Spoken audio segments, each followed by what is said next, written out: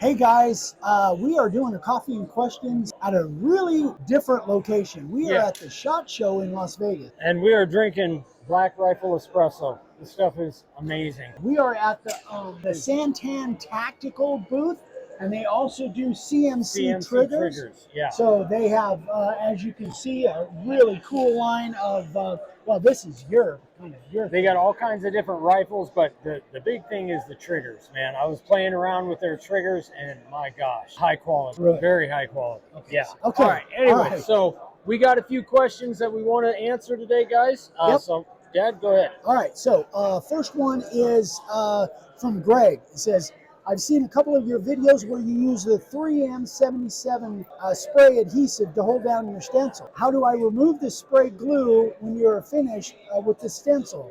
I really like that stencil. So we've done that a couple times with the big stencils. And the 3M77 sticks it down, but it doesn't stick it down so much that you can't peel it back off. But what I found is I just leave the adhesive on there, guys. I don't even try to remove it. It stays there, but after it kind of dries, it just kind of stays on the back.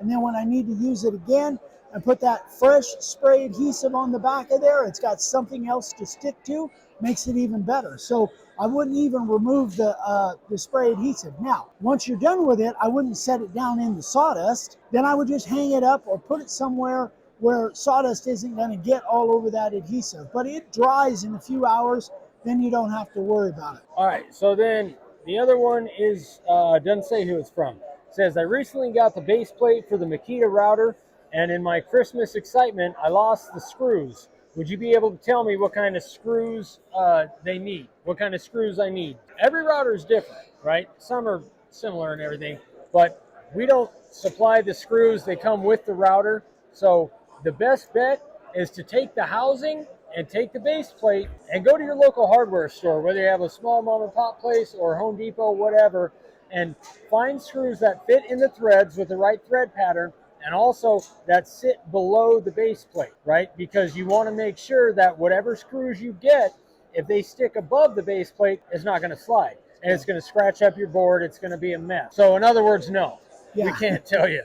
Yeah. Yeah, you can absolutely find them, I'm sure, at Home Depot or Lowe's. Yep. Okay, next question. My question is, I've been commissioned to make a 24-inch diameter sign carved on both sides for a lodge in Big Bear, California.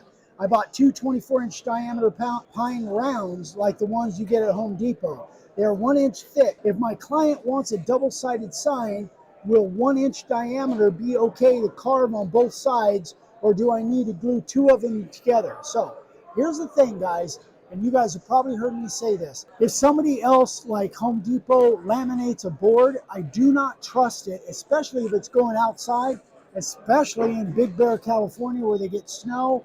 I just do not trust it. If it's going inside, I wouldn't worry about it. But if it's going outside, do not trust those laminations. You want to put something on the back of those, like a strip or something like that on the back. So what he's asking is I would definitely put those back to back. Normally 1 inch would be enough, thick enough to carve on both sides. I wouldn't have a problem with that, but it's the laminated boards that I do have a problem with. So here's what I would do. I would take both of those rounds, and then I would take a thin piece of plywood, 1/8 inch, 1/4 inch, or whatever, and I would laminate those together, and I would sandwich that plywood in between.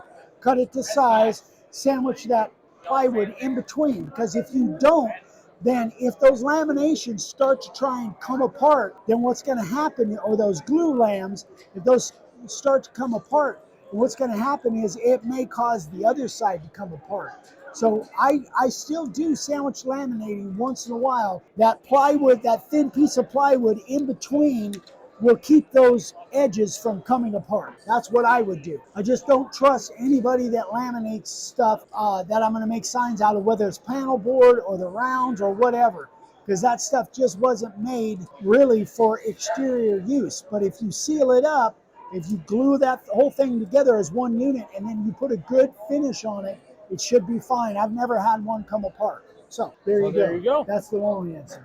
That is the long answer. Yes. So there it is. There it is, guys. Well, I think we're done. We got a lot more SHOT Show to see. Yeah, we got about 8 hours of walking. Yeah, no kidding.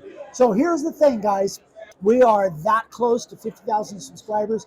If you found this useful, if you watch more than 1 or 2 of our videos, click that little bell icon and click the subscribe button. If you ever get a chance to come to the SHOT Show, if you're into weapons at all, oh my gosh, it's crazy. Yeah. Anyway, and thank you, Black Rifle Coffee. If you happen to be watching this, we would love to have you as a sponsor. Yes, we would. Just saying. And CMC Triggers. And Wouldn't CNC mind that Triggers either. And Santan. That's right.